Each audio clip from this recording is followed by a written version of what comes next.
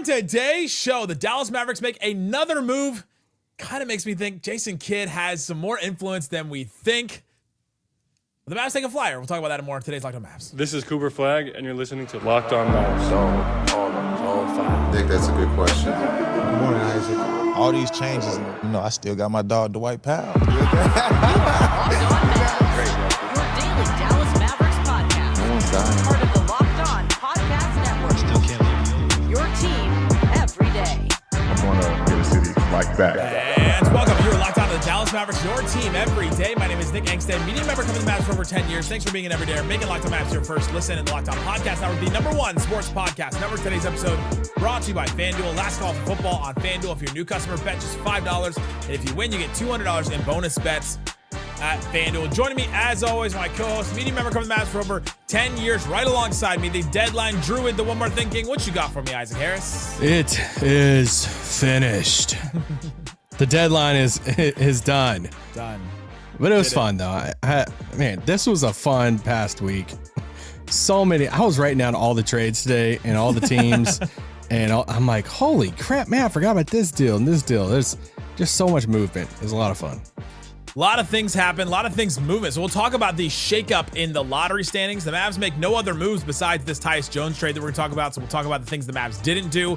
But let's start with this, Isaac Harris. The Mavs do make another trade. They trade for Tyus Jones from the Charlotte Hornets. He was on the Magic this season, got traded in a deal to the Hornets, and then he gets rerouted to the Mavericks. Mavs send out Malaki Branham. And so just real quick, shout out to Mavs legend Malaki Branham. Do you think he gets his name on the floor? That was a question I got on Twitter. That was hilarious. From our guy, That's awesome. D. Wheelie. So Tyus Jones comes to the Mavericks. And this is the first thing I thought of is this is a move the Mavericks could not have made if they had not made the Anthony Davis trade. Now, we'll talk about the merits of doing a Tyus Jones trade, what he's going to bring to the Mavericks. He's on an expiring contract, but this is a move the Mavs couldn't have made if they hadn't made the Anthony Davis trade. Tyus Jones making $7 million, and Malaki Branham's making $4 something, and the Mavs couldn't have taken this much more money back in the deal than when they sent out. So that's the first thing I thought of is, hey, this is part of the flexibility of being able to do an Anthony Davis trade. Yeah, exactly. I mean, after you make the AD trade, you're sitting at about like $10 million underneath that first apron. We talked, before about before the AD trade, they were capped at the second apron. So they were hovering right up underneath the second apron. That's why they couldn't really take back any more money in any type of deals. And that's why they couldn't like wave Exum at the beginning of the year to sign Nimhard because they were so close to that second apron they couldn't go over it. Now they make that type of deal. They move back, further from the second apron under the first apron, and right now positioned to be a non-tax team next season. But they're like 10 million under that first apron, so they could go out and make a trade like this. Branham for Tyus Jones to where it's, 4 or 5 more $1 million than Branham that Tyus Jones makes. That's less than $10 million. So, and something that I was talking to Yossi, who I put in I was talking with him earlier this morning because he said the Mavericks are now hard capped at the first apron. And I was like, hey, explain this to me. Why are they hard capped at the first apron now? And he was like, well, since you traded D'Lo for, basically the Mavericks are breaking up this trade into, four different deals, the AD trade. And part of that of trading D'Lo for Branham and AJ Johnson at the time is you're taking back more money. I know it gets really confusing, but you're basically capped at the first apron now. So they couldn't go over that. So they had 10 million to kind of work with in some trades there. If you make a 1-for-1, and they, spent 4 or 5 of it by swapping out Branham for Tyus Jones. Yeah, so the Mavs make this move, and then that was my first thought, is the Mavs got this flexibility. They can make some moves like this, take some chances on some guys like a Tyus Jones. My second thought after this trade was done came after a tweet from Jake Fisher. Jake Fisher, a friend over with the Stein line, says, Tyus Jones, sources say, was who Dallas actually targeted above D'Angelo Russell this summer before Jones found a richer deal with Orlando than the Mavericks could afford. I asked you, and I asked slightly, before the deadline, what's a move that could happen that would make you think that Jason Kidd was either the shadow GM or has a lot more influence than we think or has his hand in the cookie jar of the decision-making tree for the Dallas Mavericks? And I have to apologize. That we didn't guess one of these things, that he would make a move for a point guard and then even leak out that, hey, this is who I actually wanted, right? I didn't want D'Angelo Russell. Who doesn't want D'Angelo Russell more than Jason Kidd on the Dallas Mavericks? So this rumor, if true, to me shows that Jason Kidd does have at least a lot of influence in what the Mavericks are doing right now and over the front office. If he does become the GM, maybe this was the first sign that that he is making his way up to that office. Yeah, remember, with D'Lo, that D'Lo makes a little over $5 million, which was part of that exception that they signed D'Lo to, which, Tyus Jones makes $7 million. So I know it's just $1.5 million, but Tyus, you're making more $1 million or, just $1.5 million. All right. Think about that in human terms. Yes. In non-professional sports terms. Yeah. Right. So, that was just more money to go to Orlando. And, with Tyus Jones, he's not that great. Well, talk about the Jason Kidd thing first. Do you agree? Yeah. I mean, when he said that, or when Fisher said that, like, this was their original target, I'm like, all right, was it Nico's original target? Was it Kidd's original target? Was it, that's why I don't know. Cause then it was like, well, it's you think money. Nico was telling Jake Fisher that, hey guy, actually this was our original target? I don't know what Nico's doing. Nico's at Twin Peaks. Like, what's his Instagram still say? Jobless. It said unemployed before, right? Oh.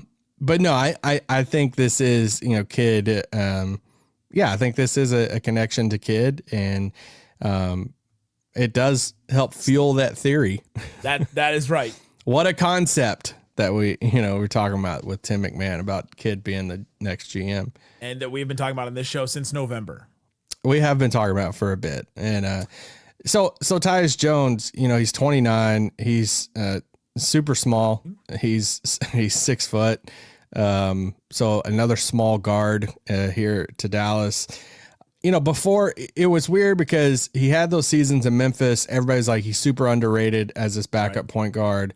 And then I think he went to Washington, and then Phoenix gets him, but Phoenix like convinced him to do the like minimum contract to like boost his value, and everybody lost their minds. All right. When he signed with Phoenix, because that was when Durant was there and everything, he signs on the minimum contract, and everybody's losing their minds. Like, they got Tyus Jones for the minimum. Oh my gosh. Like, this isn't fair. And like, cause it was a good deal. Like, people thought he was going to get a lot more money. Right. He wasn't the best in Phoenix. He wasn't the best. But you look back at he was seasons, a plus. He averaged like 10 points, 5 assists, and you're like, okay, like he did some things. That team was just dreadful too, though. Yeah, that's what one of the points I was wanting to make too about the Phoenix thing is there wasn't a ton that went right in Phoenix, so I don't know if I want to hold that against him. Then he goes to Orlando. You're gonna say something?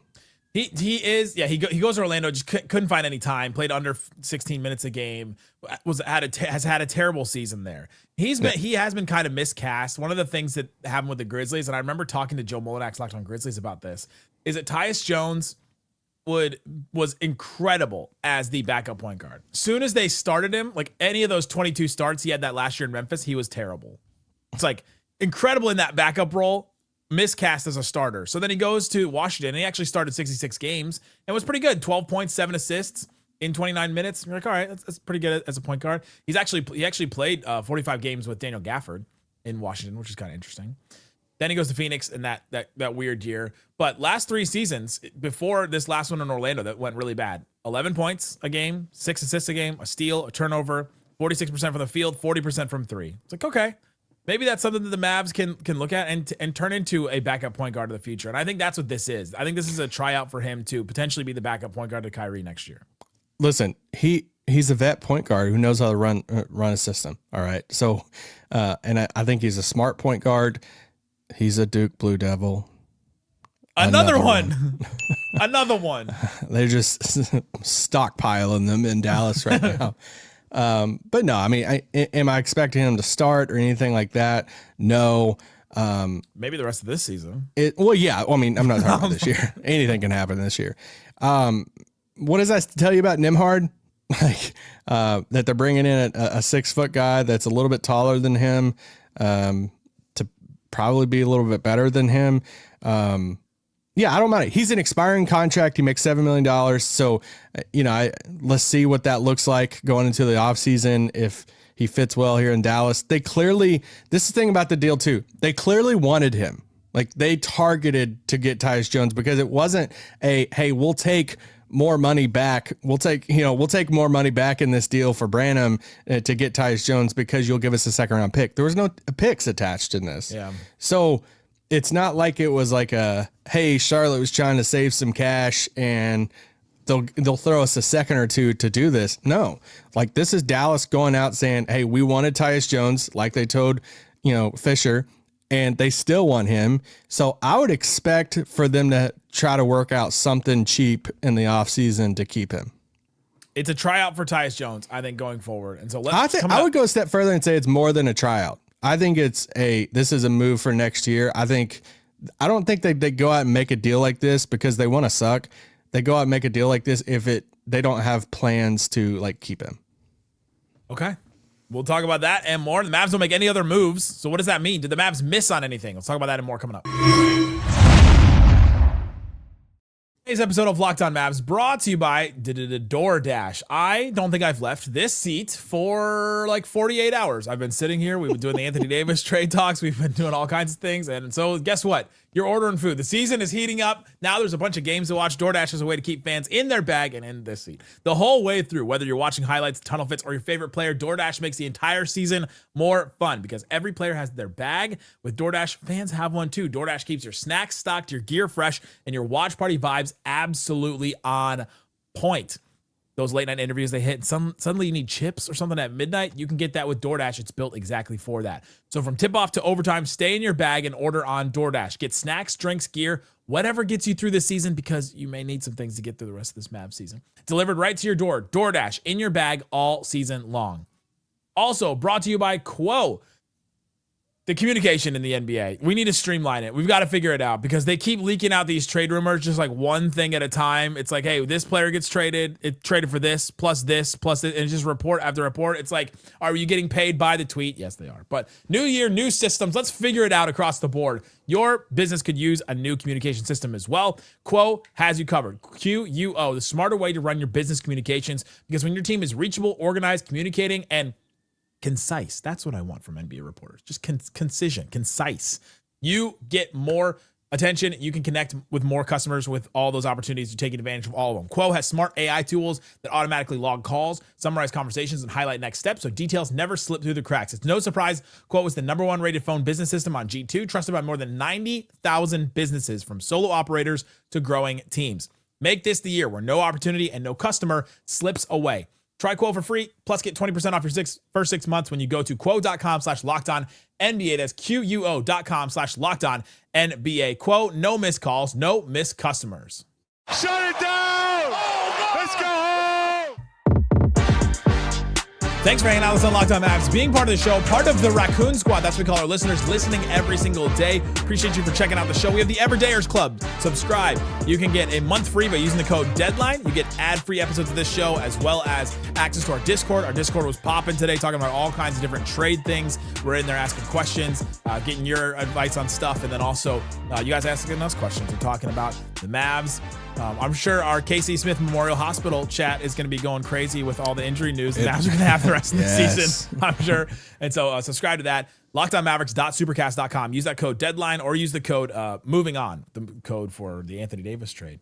The Locked On Wizards guys got the code BROW. I may have picked a better promo code for us, but I don't know. Brow's pretty easy though. I thought that was fun. No, the BROW one is for the Wizards.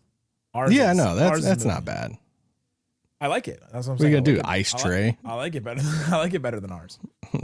The Mavs don't make any other moves besides Tyus Jones, who we'll talk about in the coming days. We'll see when he plays first and all that. But the Mavs don't make any other moves. I want to start with this. I think it was Chris Haynes that made the report. The Kings aren't doing any other moves. Domantas Sabonis, Zach LaVine, DeMar DeRozan, Malik Monk all remain with the organization. All they did, the Sacramento Kings, was trade and dump Dennis Schroeder's contract that they signed this past offseason, and they paid Keon Ellis' deal, who a lot of people across the league liked. Mark Stein reported that he was like the one name being brought up like a couple weeks ago. He was like the one name people were talking about across the league. They dumped his contract and paid Keon Ellis to get off of Dennis Schroeder's contract. And that's the only thing that they did. Worst record in the league. Didn't do anything else. Didn't sell on any of these other guys. They're losing these awful games where teams aren't even playing like starters or even second string guys. I mean, that is just, if the Mavs had done that, I think I would have crashed out on this show. The Mavs had done nothing or just paid to get off of D'Angelo Russell's contract or paid to get off of Gafford's contract or something like that, where they don't get any assets back. They actually send out more stuff than they get. I would have crashed out. And so I'm at least glad the Mavs did something in this, because they could have done what the Kings did, which was basically nothing. Negative nothing. They basically pump and dumped Schroeder. I mean, we have a newborn right now, so breastfeeding is happening. So know all about the pump and dump life. The thing with the Kings, they could have been in the Kings land if they gave AD an extension, because my biggest thing with the Kings is they're paying all 5 of those top guys after they get DeAndre Hunter. I mean, we're talking Levine, DeRozan, Sabonis, Hunter, and Malik Monk, a combined $156 million. And they are literally the worst record in the league with 12 wins. Projected right now for next year over $200 million. If I'm the Kings, I'm just like, I mean, this is what we were talking about with the Mavs. Being one of the highest payrolls in the league. I think there's only like 4 or 5 teams projected over $200 million for next year. The Kings are one of them, and they absolutely suck.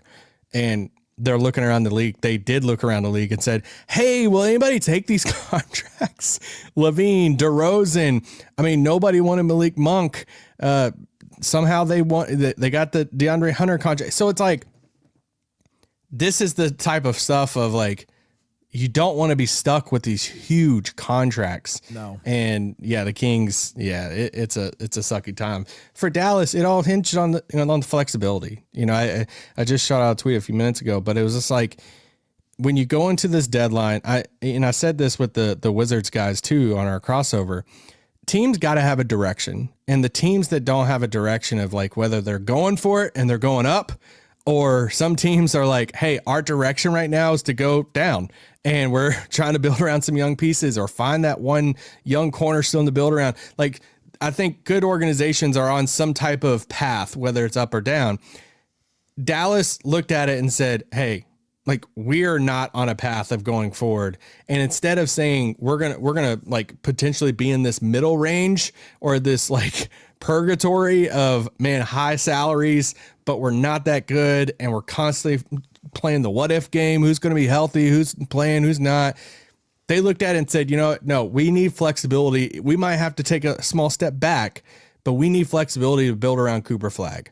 And they went in, they were staring down a Cooper Flagg rookie contract of hardly any flexibility, hardly any draft picks, an AD extension. Like, that was the path they were staring down. But they looked at it, and over the past 24 hours, they said, all right, they took a step the other direction. And now they have flexibility. They have more draft picks to use. They have more like exceptions and things that they can tinker with and move things around. They didn't have to just give away other players on the roster. They kept a lot of these guys that now you can revisit that in the draft or keep them for next year. I just think it was a really, really, really good trade deadline week for Matt Riccardi and Michael Finley. I agree.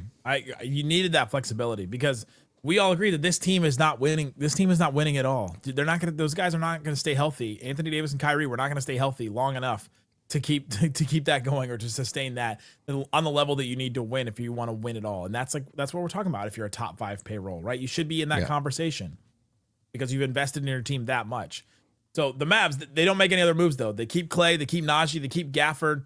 Did they miss on anything? The Pacers traded for Zubats, and Pacers were the other team rumored around Gafford. They paid for Zubats though. They really sent some assets out, including like a 50% chance that they don't get their 2026 pick.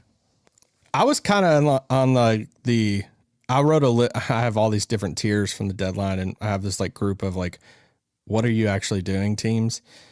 Shocker, the Kings are in that group.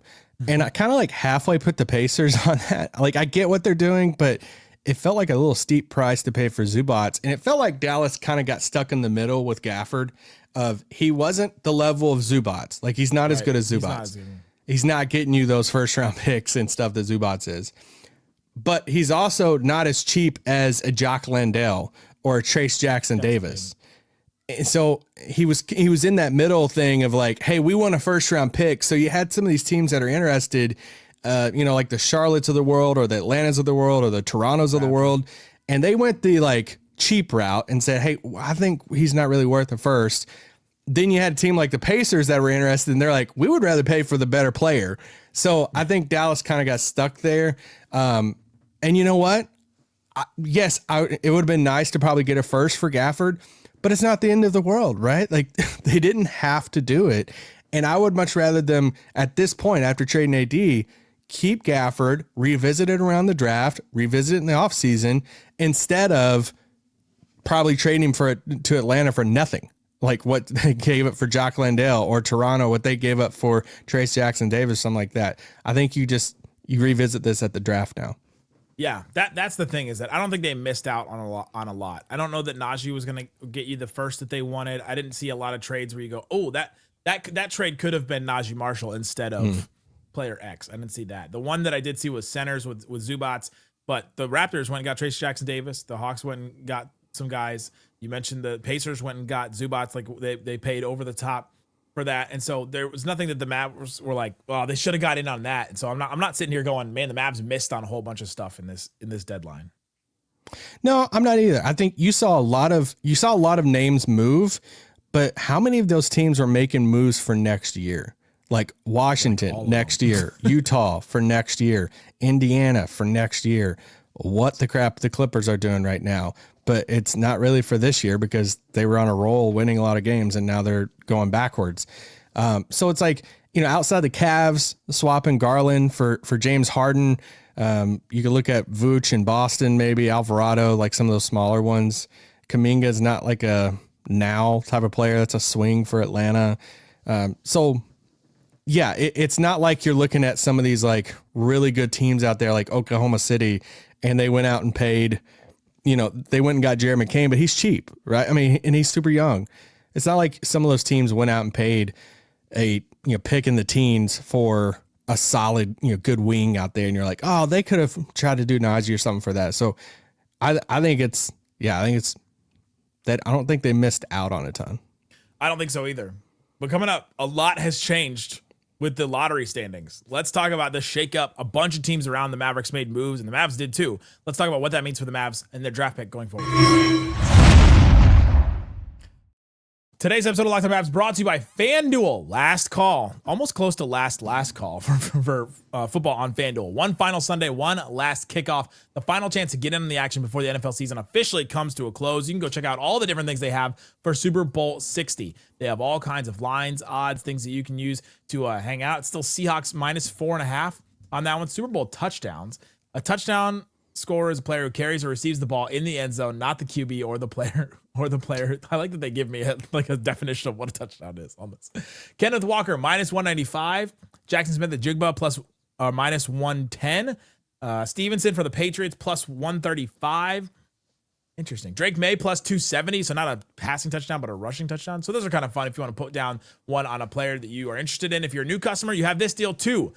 Bet $5. You go win $200 in bonus bets if you win, to use across anything on any other thing on FanDuel. Make it count, because after the Super Bowl, the season is over. Last call for football on FanDuel. Official sportsbook partner of Super Bowl 60. Visit FanDuel.com to get started. Shut it down! Let's go home! All right, Isaac, we're talking about the Mavs trade deadline. Talked about Tyus Jones. Talked about the Mavs didn't make any other moves, but we don't think they really missed out on a whole lot of stuff. Do you like what you saw from the Mavs at the trade deadline? I did. I want to really talk really quick about where the Mavs stand now with the roster. Yeah. So we know Dallas has been wanting to find a standard contract for both Cisse and Nembhard. Right. Right now, they don't have an open roster spot. So you would assume that one of those situations will be solved whenever they buy out Chris Middleton or they waive Chris Middleton. I would assume they try to save a little bit of money by buying out Middleton. If he doesn't want to give up money, then you can just waive him. It doesn't really matter right now. No. Then you sign Nembhard or Cisse to one of those deals. Now, to create the second spot, this is where it gets a little interesting, and I'd be fascinated to see what fans think about this. You're probably looking at two players. You're looking at AJ Johnson or Marvin Bagley, like that. Right. They have to waive to sign one of those other guys. Could be Tyus Jones, but I don't think they're going to do that. Yeah. In theory, it could be Tyus Jones. Yeah, I didn't even think about that. But it feels like they went out and won. I agree with you. Yep. Yeah. So I just Williams. I wonder what Mavs fans feel. Yeah, I wonder how Mavs fans would feel about that. If like, hey, would you if they waived AJ Johnson to sign Cisse for the rest of the year, or they waived Marvin Bagley to sign Cisse for the rest of the year? And listen, they don't have to do it, right? I talked to Bobby Marks earlier this morning, and I asked him about the two-way games left for Nembhard and Cisse. Nembhard has 7 games left. Cisse has 9 games left. Right. So could you play? I mean, it's not like it's like one game. You don't have a ton of. I mean, you're a little over halfway part of the season. So is there ways that you can play around with availabilities on some of these and where you don't have to convert those guys? Maybe, but it feels like a decision's going to be made between like Cisse, AJ Johnson, Marvin Bagley, keeping 2 of those and waiving the other one. Before the trade deadline, it was like desperate that the Mavericks just needed bodies to play at those positions, point guard and at center. And the thing about it is now they've got Marvin Bagley, who's was actually pretty good for the Wizards. Wasn't bad, yeah. He could play. He's kind of like a bizarro Dwight Powell for them. I wouldn't waive him. I don't want them to waive him. He's still just 26. So okay. So you keep Marvin Bagley, and then you get AJ Johnson, and now you get Tyus Jones. You get multiple guards. You get a big that you can put out there, and so that is interesting to me. I also think Ryan Nembhard's play has kind of like, I feel like his momentum has really dipped, and Cisse's has gone up, and the Mavs need more centers. Gafford keeps getting injured and being out all the time. Lively's out. Anthony Davis gets traded, and so you're like, all right, you actually need Moussa Cisse more than you need Ryan Nembhard now, whereas maybe a month ago we're saying the complete opposite of that. And so I wouldn't be surprised if it was just Moussa that gets a contract and not Ryan Nembhard, but you could obviously do both of them if you make something happen. Yeah, no, I agree. I just wanted to mention that. I think that's a good point. I feel like we've been getting a lot of those on subtext or our Discord over the past few hours, and so 2 things about the two-way guys trying to get them contracts, because that was one of the things I wrote down a list right before the deadline. I was like, all right, here are the things we've heard rumors about that haven't happened yet. And they didn't trade Gafford, they didn't trade Naji, they were taking calls on Max, quote unquote. And then the other ones was like a contract for Nembhard, a contract for Cisse. And both those things are now possible because you've got guys that are expiring, you could buy out. You got the financial flexibility, you can sign both of those guys if you want. So you can do that. But 2, they're also less necessary right now. Yeah. Like you're not as desperate to sign both of those guys. You could let their games play out and see what happens and just run AJ Johnson and Tyus Jones and Marvin Bagley at the center and like, all right, you're right. Okay. You're doing all right. Yeah. I do want to talk about the lottery getting shaken up though, because I think a lot of different things happen. So just going in order, the Sacramento Kings basically do nothing. They're still at the bottom. The Mavs are not going to catch them in that range. They're basically not going to catch any of these teams. Sacramento, the Pelicans, the Nets, the Wizards. Pelicans, my list of what are you doing teams. No clue. Traded Jose Alvarado, and that's kind of it. I listened to Mark Spears on ESPN after the deadline. They asked him what the Pelicans are doing. He said he talked to Joe Dumars a few weeks ago, and Joe told him, "Yeah, I don't plan on doing anything." He said, "I kind of just still want to see what we have." How long? For how long, Joe? It's like, oh God, poor Jake Madison. I don't think Trae Young or AD are going to play for the Wizards. I think their pick is top 8 protected too, and so they have. I thought AD is going to be healed in a few weeks. He could be healed, but will he be played? I don't know. So, but the other one that's interesting in there is the Pacers. Like Zubats, they traded for him. Now they have this weird thing with their pick protections. If they don't stay if they stay in the top 3, it's a 47% chance that they give that pick to the Clippers. If they get out of the top 3 in the lottery standings, there's a higher chance they actually give that pick to the Clippers. So like I think it's top 4. Yeah. I'm sorry. Yeah. They're even more motivated to stay in that top 3 than ever before. And so we're going to see weird things from the Pacers. We've already seen weird things from the Pacers. We just got so many weird things at the top of this draft because the Pacers have those weird protections. Yes. Washington and Utah have top 8 protections. So they have to be in the top 8 to keep their picks. And you could say both of them got better. Yeah, because they add Zubats, they add Anthony Davis, and Jaren Jackson goes to the Jazz. And so those are fascinating ones that we'll be watching the rest of the season. The Mavericks, they traded AD, but I think functionally on the court, they don't get that much worse because AD wasn't playing, and the other guys they traded were not really playing either. No. Did we check to see if we were in D'Lo's documentary one last time? Memphis traded Jaren Jackson Jr., did not trade John Morant. And so I don't know what they're going to do. That's a weird one, too. Did you put them in your list of what are you doing? No, it's like we know what they're doing. They're rebuilding because they traded Jackson for all these pieces. They traded Desmond Bane in the offseason for all these picks. But the John Morant part, like what are you doing with John Morant is probably a lot of awkwardness for teams right now of people coming into work the next day of Minnesota. Hey guys, get ready for the playoffs. All right. We weren't going to trade any of you. Don't think about any of that, even though half the roster was about to be gone. We got Io, and he's gonna come change the vibes over here. I do say what. Speaking of awkward, the Milwaukee Bucks are at number 9 in the lottery standings. Giannis is staying there because you know what? Because greatness attracts. It doesn't chase, Isaac. Giannis, bro. Yeah. It's the biggest page out of LeBron's book I've ever seen. Like create the drama and all the stuff and then try to like be the hero out of it too. Like, buddy, you've made it known that you're kind of done being there. You basically made a trade request and now you're like, I'm staying. Heroes attract people. I'm like, dude, what? Like he posted that video. I think it's the Wolf of Wall Street video. Yeah, no. By the way, breaking news. Uh-oh, I don't have Twitter pulled open. Boston Celtics last minute trade with the Charlotte Hornets. Really? Yeah. Xavier Tillman to the Hornets. Celtics get out of the luxury. They got under the tax. See, I was watching them for Dallas and they started making these like smaller deals and they traded Minot to the Nets. I'm like, dude, they're like just one more minimum away. And I thought Dallas might take one, but nope, it was Tillman. Continuing the lottery, 10 Portland. They don't make a ton of moves, but they're not really trying to like lose. They're trying to win still. Charlotte has never lost. They made a bunch of random moves today. I don't even know who's still on their team. The Clippers, sellers, complete sellers, but they don't own their own pick. I don't know what's going on with the Clippers. And then the Bulls became sellers too. What the crap's the Bulls doing? They have 10 guards on their roster. Simons, Ivy. Who obviously they have Giddey. Who's another one? Wait, I had them all down. Yeah, it's Colin Sexton, Trey Jones, Rob Dillingham, Isaac Okoro. Yeah. Yuki. Giddey, your boy.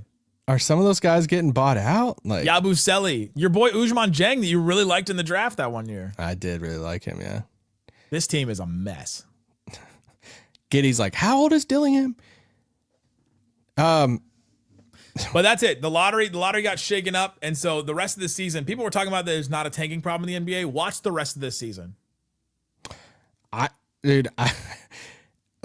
You start looking at some of these teams through here, and New Orleans obviously has no incentive to tank. So when it starts getting to this last portion of the season, do they go on a little winning streak because they don't care? Indiana, here's the thing with Indiana. Like when you do the lottery balls now, you got to be in the top 4. Like they basically pull them for those, the top 4 there. And so it's like top 4 protected. And then it's like, past 10. So this almost tells me like Indiana, I don't know. It doesn't like, are they just going to be okay with like winning? I don't know what they're just going to be sweating away on draft lottery night now.